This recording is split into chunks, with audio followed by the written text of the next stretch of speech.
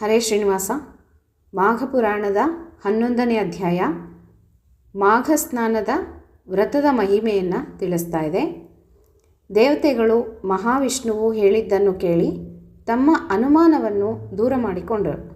ಶ್ರೀಹರಿಯು ಮಾತನಾಡಿ, ದೇವತೆಗಳೇ, ವಿಶ್ವಾಮಿತ್ರ ಮುನಿ ಮಾಘ ಸ್ನಾನದಿಂದ ಕಪಿರೂಪವನ್ನು ಕಳೆದುಕೊಂಡನೆಂದ ಮೇಲೆ ದೇವೇಂದ್ರನು ಮಾಘ ಸ್ನಾನದಿಂದ ಕತ್ತೆ ಮುಖವನ್ನು ಕಳೆದು ಮೊದಲಿನ ರೂಪವನ್ನು ತಾಳುವುದರಲ್ಲಿ ಸಂದೇಹವಿಲ್ಲ.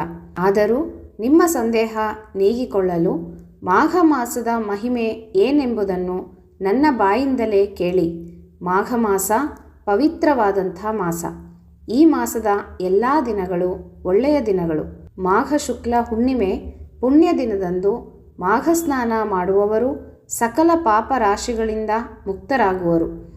ಈ ಸ್ನಾನವನ್ನು ಸೂರ್ಯೋದಯವಾಗುವಾಗ ಮಾಡಬೇಕು. ಬಳಿಕ ಶ್ರೀಹರಿಯ ಪೂಜೆ ಮಾಡಿ ಮಾಘಪುರಾಣ ಆಲಿಸುವವರು ವಿಷ್ಣು ಲೋಕವನ್ನು ಸೇರುವರು. ಗಂಗಾ ಯಮುನಾ ನದಿಗಳು ಸಂಗಮವಿರುವ ಪ್ರಯಾಗ ಕ್ಷೇತ್ರ ಮಾಘ ಸ್ನಾನಕ್ಕೆ ಅತ್ಯುತ್ತಮ ಸ್ಥಳವಾಗಿದೆ. ಪ್ರಯಾಗವನ್ನು ತೀರ್ಥರಾಜನೆಂದು ಕರೆಯುತ್ತಾರೆ. ಗಂಗಾ ಯಮುನಾ ಸರಸ್ವತಿಯರ ಸಂಗಮದಲ್ಲಿ ಮಾಘ ಸ್ನಾನ ಮಾಡಿದವರಿಗೆ ಸ್ವರ್ಗ ಮೋಕ್ಷಗಳು ಎರಡೂ ದೊರೆಯುತ್ತವೆ. ಇದು ತ್ರಿವೇಣಿ ಸಂಗಮ ಎನಿಸಿದೆ.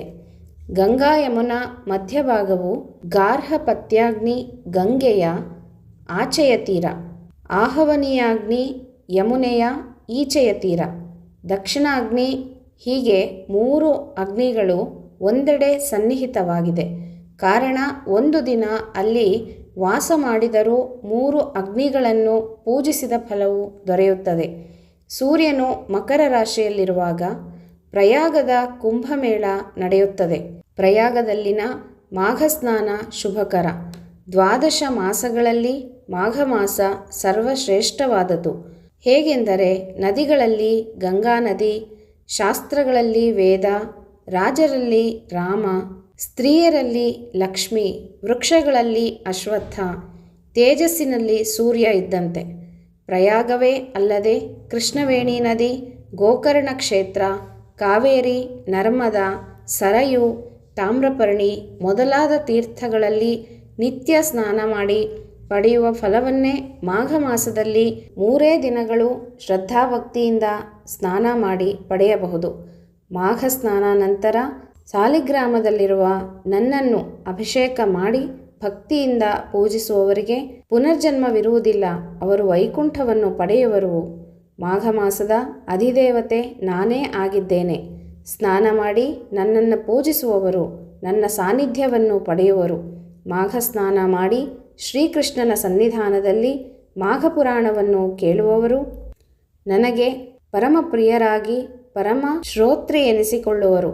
ತಪ್ಪದೆ ನನ್ನನ್ನು ಸೇರಿ ಸುಖಿಸುವರು. ಮಾಘ ಮಾಸದಲ್ಲಿ ನಾನು ವಾಸವಾಗಿರುವ ಸಾಲಿಗ್ರಾಮದ ಬಳಿ ದೀಪ ಬೆಳಗುವವನು ಉತ್ತಮ ಜ್ಞಾನವನ್ನು ಪಡೆದು ಅಂತ್ಯದಲ್ಲಿ ನನ್ನನ್ನು ಸೇರುವನು. ದೇವತೆಗಳೇ, ನಾನು ನಿಮಗೆ ಮಾಘ ಮಾಸದ ಮಹಿಮೆಯನ್ನು ಹೇಳಿರುವೆ. ಇನ್ನೂ ಅನುಮಾನ ಬೇಡ. ಮಾಘ ಸ್ನಾನ ಪವಿತ್ರ, ಅಘನಾಶಕ. ನೀವು ಈಗಿಂದೀಗಲೇ ಪದ್ಮಪರ್ವತಕ್ಕೆ ಹೋಗಿ ಅಲ್ಲಿ ಗುಹೆಯಲ್ಲಿ ಕತ್ತೆ ಮುಖದ ಇಂದ್ರನನ್ನು ಕಂಡು ಅವನಿಗೆ ಮಾಘ ವ್ರತದ ಮಹಿಮೆಯನ್ನು ಹೇಳಿ ಬೇಗನೆ ತುಂಗಭದ್ರಾ ನದಿಯ ಜಲದಲ್ಲಿ ಮಾಘ ಸ್ನಾನ ಮಾಡಿಸಿ ಉತ್ತಮ ರೂಪವನ್ನು ಕೊಡಿಸಿ ಎಂದು ಹೇಳಿ ಶ್ರೀಹರಿಯು ಅಂತರ್ಧಾನನಾದನು. ಶ್ರೀಹರಿಯು ಹೇಳಿದಂತೆ ದೇವತೆಗಳು ಬೇಗನೆ ಪದ್ಮಪರ್ವತದತ್ತ ಹೆಜ್ಜೆ ಹಾಕಿದರು.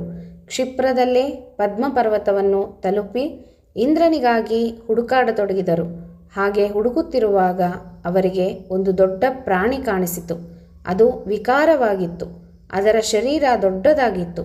ಅದಕ್ಕೊಂದು ಸಣ್ಣ ಬಾಲವಿದ್ದಿತು.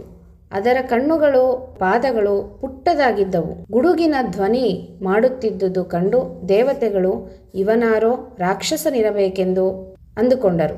ಕ್ರಮೇಣ ಅದೊಂದು ಪ್ರಾಣಿ ಎಂಬುದು ಅವರಿಗೆ ಅರಿವಿಗೆ ಬಂದಿತ್ತು. ದೇವತೆಗಳು ಆ ಪ್ರಾಣಿಯನ್ನು ಗಿಡದ ಬಳ್ಳಿಗಳಿಂದ ಕಟ್ಟಹೋದರು. ಆಗಲಿಲ್ಲ. ಕಡೆಗೆ ತುಂಗಭದ್ರಾ ನದಿಯ ಜಲದಿಂದ ಸ್ನಾನ ಮಾಡಿಸಿದರು. ಆಗ ಮಾಘ ಮಾಸ. ಮಾಘ ಸ್ನಾನದ ಫಲವಾಗಿ ಪ್ರಾಣಿಯು ತನ್ನ ವಿಕಾರವಾದಂಥ ಶರೀರವನ್ನು ಕಳೆದುಕೊಂಡು ದಿವ್ಯಾಲಂಕೃತ ಹೆಂಗಸಿನ ರೂಪ ತಾಳಿತು. ತನ್ನ ಕುರೂಪ ಹೋದುದಕ್ಕೆ ಅವಳು ಸಂತೋಷಿಸಿ ದೇವತೆಗಳಿಗೆಲ್ಲ ನಮಸ್ಕಾರ ಮಾಡಿದಳು. ಆಗ ದೇವತೆಗಳು, ಇದೇನು ಮಾಯೆಯಮ್ಮ, ನೀನಾರು? ನಾವಿಲ್ಲಿ ನಮ್ಮ ಒಡೆಯನನ್ನು ಹುಡುಕಿ ಬಂದಿದ್ದೇವೆ. ನೀನು ಎದುರಾದೆ, ಆದರೆ ಪ್ರಾಣಿ ರೂಪದಲ್ಲಿದ್ದ ನಿನ್ನನ್ನು ಕಟ್ಟಿಹಾಕಲು ನೋಡಿದೆವು, ಆಗಲಿಲ್ಲ. ಈಗ ಸ್ನಾನ ಮಾಡಿಸಿದ ಮೇಲೆ ನೀನು ಜಗದೇಕ ಸುಂದರಿಯಾಗಿ ರೂಪಾಂತರಗೊಂಡಿರುವೆ. ದಯಮಾಡಿ ನಿನ್ನ ಚರಿತ್ರೆಯನ್ನು ತಿಳಿಸು ಎಂದು ಕೇಳಿದರು. ಇತಿಶ್ರೀ ಮಾಘಪುರಾಣ 11ನೇ ಅಧ್ಯಾಯ ಸಂಪೂರ್ಣವಾಗಿದೆ. ಶ್ರೀಕೃಷ್ಣ ಅರ್ಪಣಮಸ್ತು.